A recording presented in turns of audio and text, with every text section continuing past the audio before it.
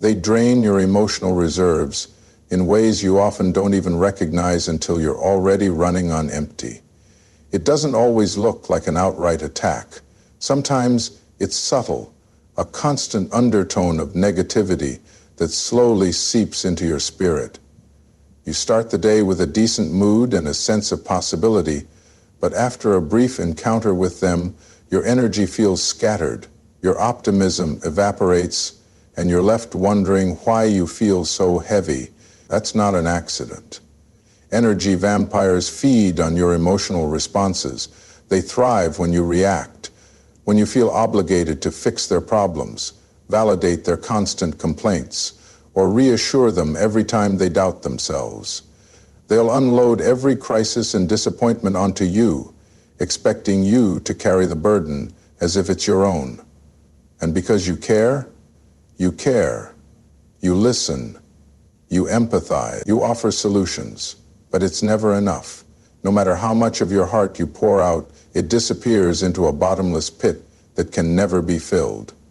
What makes this so insidious is that they rarely give you the same in return. When you need support or understanding, they pivot the conversation back to themselves or minimize what you're going through. You might share a struggle and they'll respond with, "You think that's bad? You should hear what happened to me." Over time, your feelings start to feel small and irrelevant.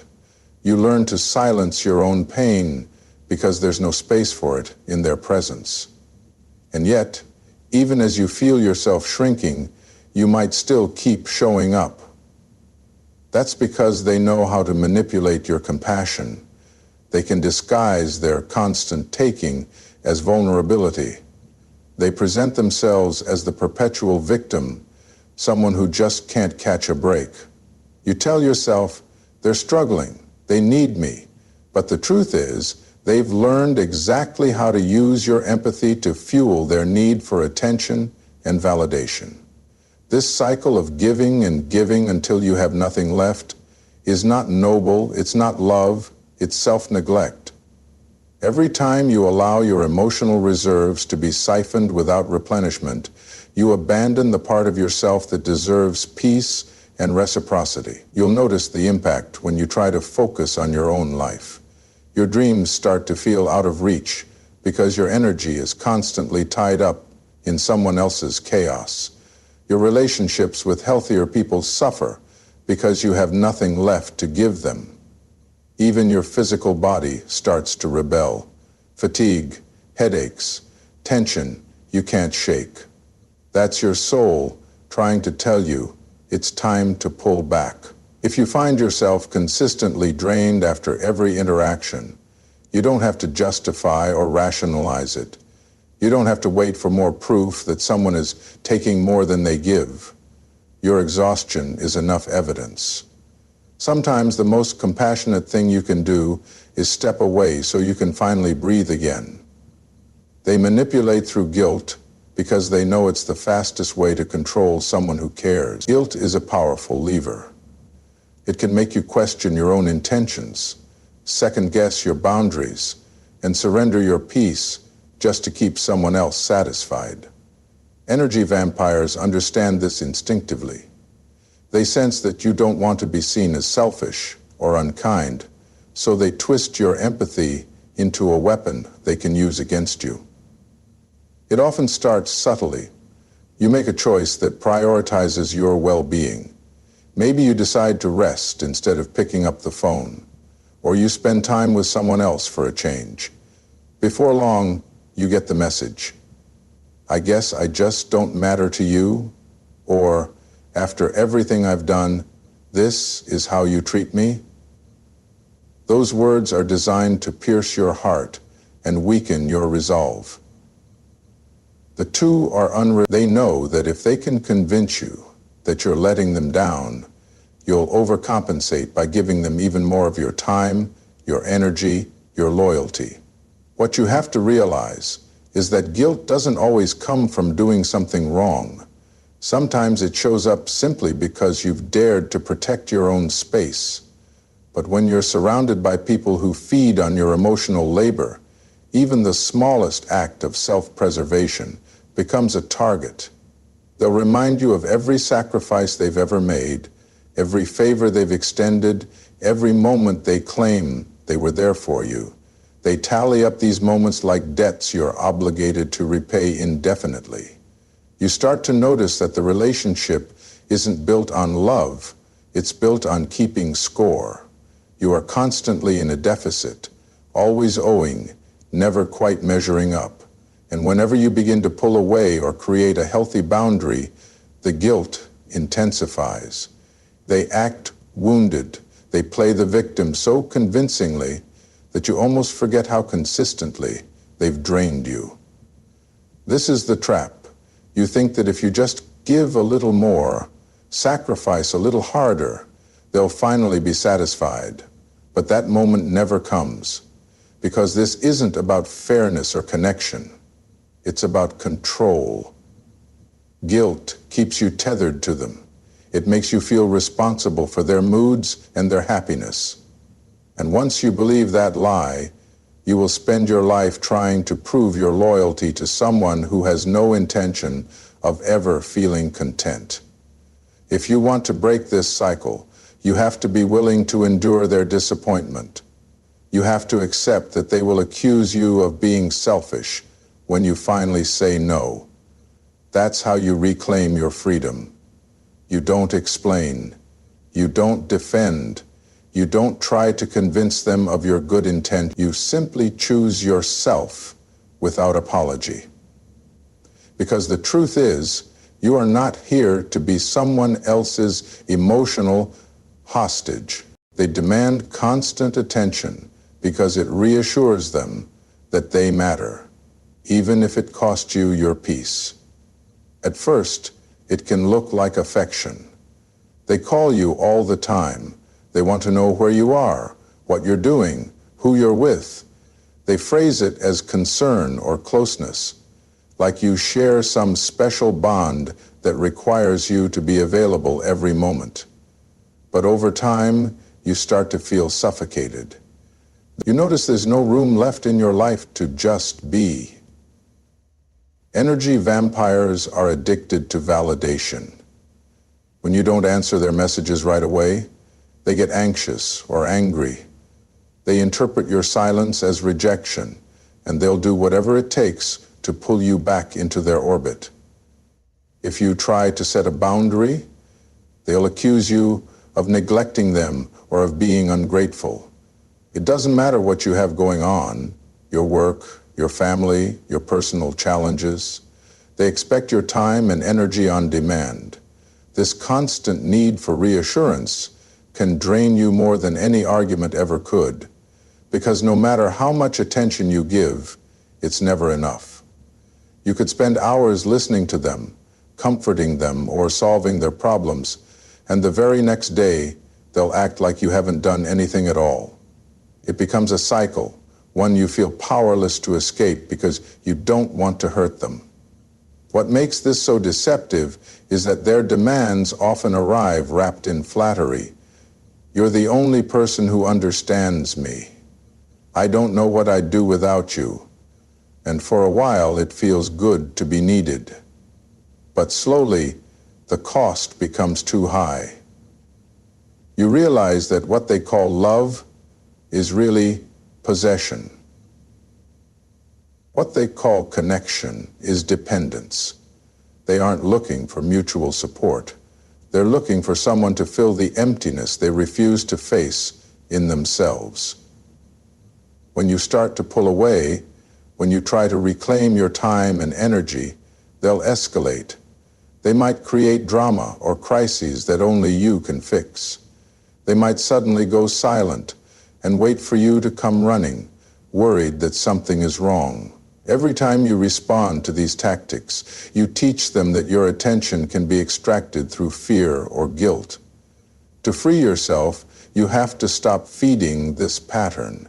You have to accept that you are not responsible for someone else's constant need for validation.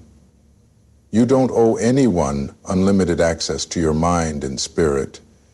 Healthy relationships respect your right to have a life beyond them. Even the savages fear that nature and God have a life beyond them. Healthy people can tolerate your absence without punishing you for it. If you feel like you can never step away without paying a price, that's not love, that's captivity. They never take responsibility because doing so would mean confronting their own flaws, and that's something energy vampires will go to great lengths to avoid. Instead, they find it much easier to blame everyone else for their unhappiness. You'll notice this pattern if you look closely. Every failed relationship, every conflict, every disappointment, somehow it's always somebody else's fault. If you try to bring up an issue, they'll deflect, minimize, or turn the conversation around on you.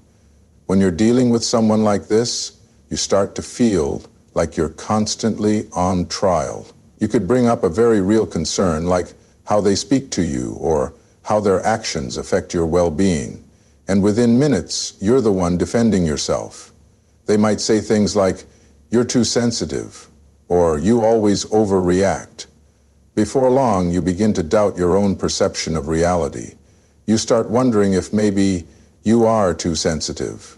Maybe you are the problem. And that's exactly where they want you, questioning your own instincts while they escape accountability. But you are dealing with a war veteran. He sees too much and too often, and when you perceive that, you're more and more vulnerable. When you are told to go to war with your own perception of reality, you start wondering if maybe you are too sensitive, maybe you are too controlling. And that's when God gives us the opportunity to call upon God's grace and trust. And that's when God gives us this refusal to own their behavior is one of the most draining aspects of an energy vampire. It forces you to carry the emotional weight of every problem, whether it's yours or not. You find yourself apologizing just to keep the peace, even when you haven't done anything wrong. You walk on eggshells, trying to avoid the next outburst or accusation, and all the while, they remain comfortably entrenched in their own sense of righteousness. Hey, baby, you okay? Hey, baby, you okay? You think you can lift a finger and silence and cause all hell? You never do, and plague the entire community. You can't help but feel awful. I've seen many times people suffering from a sense of guilt, sadness, and fear. And the danger of this dynamic is that over time, it erodes your confidence and your trust in yourself. You start to believe that if you were just more patient, more loving, more understanding, things would be different. But no amount of patience or understanding can change someone who is committed to avoiding self-reflection. You can't teach accountability to a person who benefits from staying blind to their own impact. Healthy relationships require two people willing to look in the mirror and say, "This part is mine to fix." That's how trust is built. That's how respect grows. But energy vampires can't offer that. Their entire sense of identity is built on the story that they are the victim and everyone else is the villain.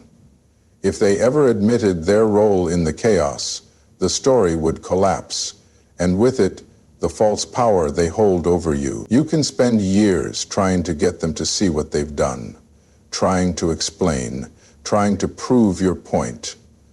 But you'll only end up exhausted and unheard.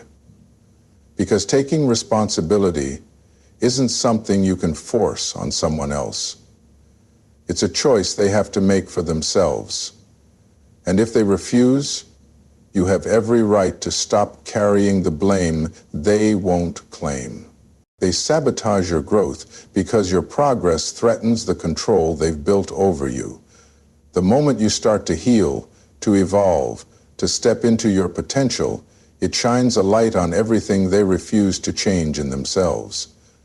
That's why anytime you set out to do something positive, whether it's taking care of your health, starting a new project, or working on your mindset, they find a way to dismiss it or tear it down. They find a way to dismiss it or tear it down. They'll tell you it's unrealistic, that you're being selfish, or that you're destined to fail. And if they can't discourage you with criticism, they'll create distractions and crises to pull your focus away. It's not always obvious when it's happening. Sometimes it comes in the form of jokes that don't feel like jokes. They'll laugh and say, "Oh, look at you, acting like you're better than everyone now." Or, "You really think that's going to work out for you?" Other times it's outright sabotage. They might conveniently need you every time you have something important scheduled. They might start arguments right before you're about to take a big step forward.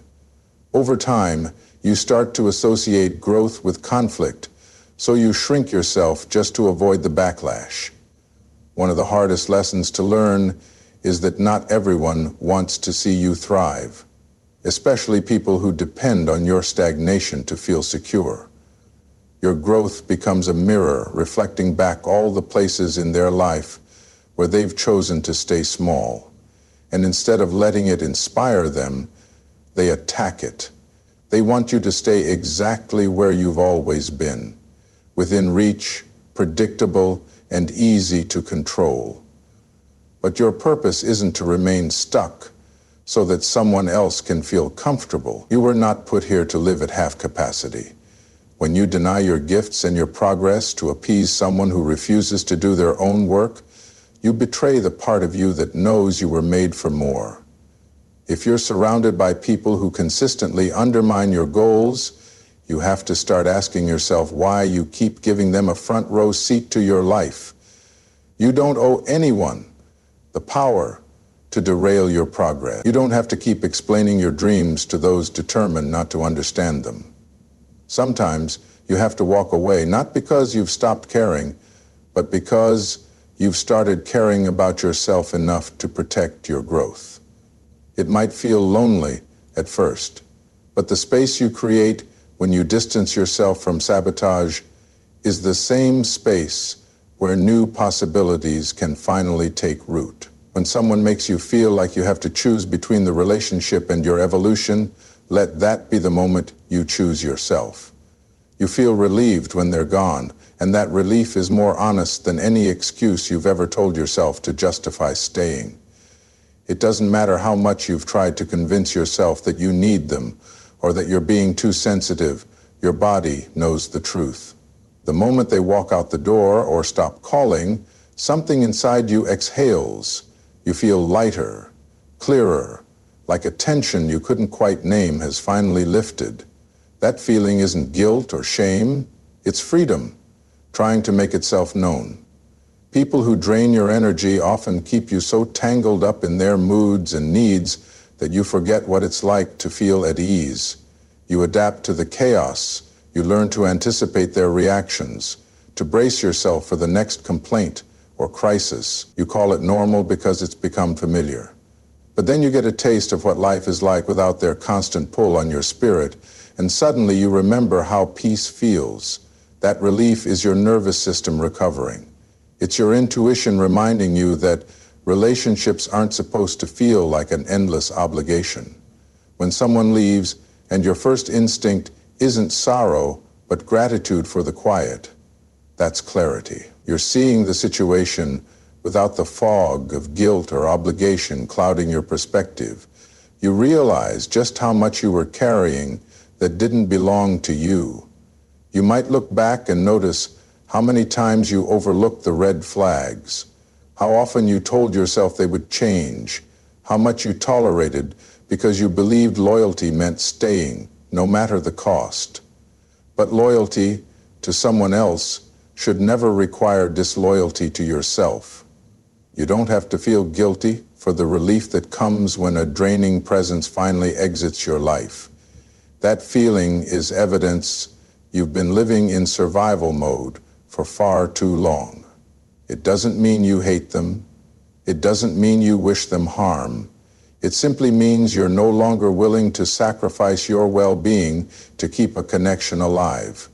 You've learned that genuine love and respect don't make you feel like you have to shrink to keep the peace. They don't demand that you abandon your own needs so someone else can feel whole. And as you sit in that quiet space, you may notice something else. The return of your own voice. The reawakening of your dreams, your curiosity, your sense of possibility, because the absence of their chaos creates room for your spirit to breathe again. That's when you know you made the right choice, even if it was the hardest one. Sometimes the most powerful evidence that a relationship was depleting you is the sheer relief you feel when it's finally over.